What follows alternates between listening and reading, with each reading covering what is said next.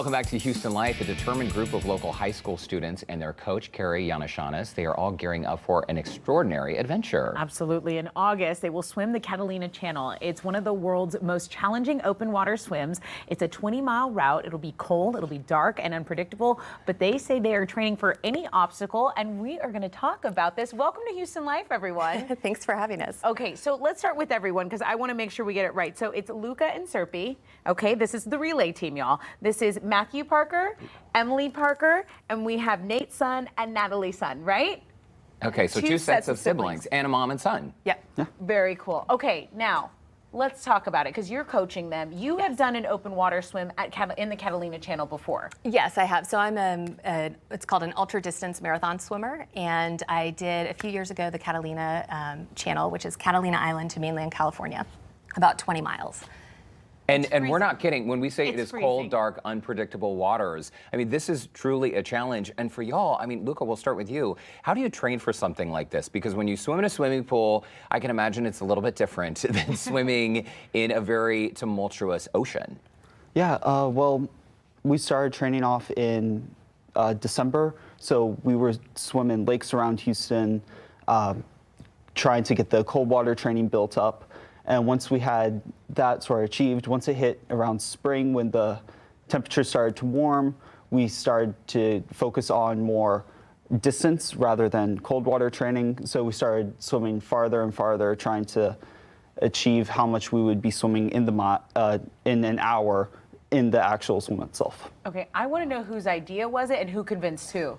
I think we could, Matthew, you want to take that one? Yeah, Matthew, tell us. It all started Tell in us how they got you in, or who roped in who. Okay, so last summer, me and Luca, we were part of the crew for her English Channel swim. Okay. And we were sitting around dinner one day, and me and Luca were talking, and I don't remember whose idea it was, but we came up with the idea to get a group of high schoolers together to swim Catalina. Wow. And from then, it kind of just snowballed into the real thing. And Matthew, your sister Emily, you're both participating together. How did you become involved, Emily? Did you grow up swimming, or did you need some convincing to do this? It took me a little bit of convincing. My mom just mentioned it to me, and I had to think about it for a couple of days, but I'm really happy I decided to do it. You're here, you're gonna do it. Yeah. Nate, how are you feeling about this? You guys are potentially gonna make some history as a Texas team coming from a notably warmer climate and going into the Pacific Ocean, which we've lived there. It is no joke. I mean, it is insane to stay in there for an extended amount of time. How are you training for that? And yeah, just tell us. Yeah, so it's been very challenging. I started training with the rest of them. Originally, I don't do very good in cold water. I get a little stiff, and so I've been having to really get used to the cold water. I've been taking these, we call it cold plunge showers, where at the end of our really nice warm showers, we just plunge into cold water and just sit there for 3 minutes. Wow. And yeah, that's been super helpful. Oh my gosh, it sounds unpleasant, but I can imagine you're learning so much from it. Natalie. Can I just throw in there? Yeah. They're also not wearing wetsuits. It's not wetsuit legal to swim those 20 miles in one sit. That's part of the Instead, they're challenge. just in their swimsuits. Wow. My gosh. Natalie, what have you learned about yourself through this process? Because doing something that's uncomfortable, doing something that is uncharted territory, literally and figuratively, has got to be just unbelievably daunting, but also very satisfying at the same time. I would say it's taught me a lot of grit. I mean, you have to know you have to push through that cold water. You have to know it burns for a little bit, but then after you're all good. In the hot water, we learned to have grit, to keep swimming even though it's like 90 plus degrees outside and the water itself is pretty hot. And I don't like swimming.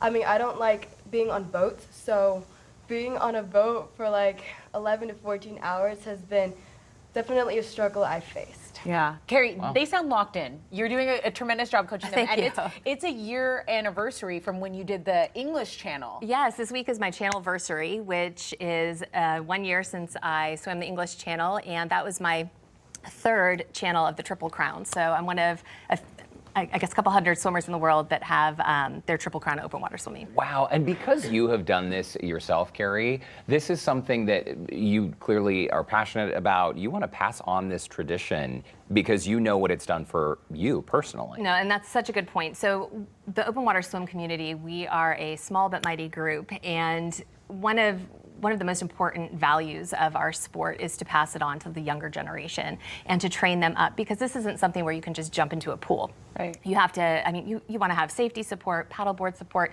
You want to know what to do in different various conditions like tide, chop, wind, and the cold water. And we've been very lucky also to have incredible paddleboard support. One of our paddleboard support students is David Schluter, and unfortunately he can't be here today because his internship is unflinchingly rigid, and they won't let him out. But he has been vital to all of us. So training all of these kids up has been a real joy for me, and I'm excited for them.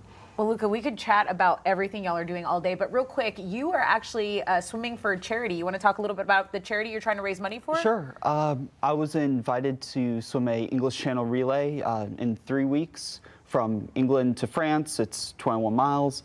It's for a charity called MenCap. It helps with kids with disabilities, and I'm really excited for it. I'm really excited to help raise money for that. That's incredible. Do you all have plans to continue swimming beyond schooling and into adulthood? Yeah. You think so? I hope so, and we're kind of hatching up a plan for a big swim. We're going to see how Catalina works out. I think it's going to go great, and then we have some ideas that we're tossing around for a local swim, a long marathon swim here. Where would you do that? Cards are still hidden right now on Okay. that one. Okay. It's a secret. We had to ask. Okay. Well, we've seen some of the footage. You guys have our best luck. Best luck to you guys. Thank you so much. And take tons of video and pictures and keep us posted on how that goes, because we want to know. It looks insane. I was watching your YouTube of the English Channel swimming at night. Pretty crazy.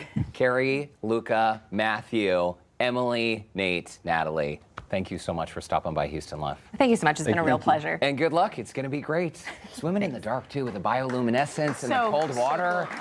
It really is incredible. So you can help support them. Follow their journey on Instagram. You can find links to follow them. Just look for that scene on Houston Life section of our website, houstonlife.tv.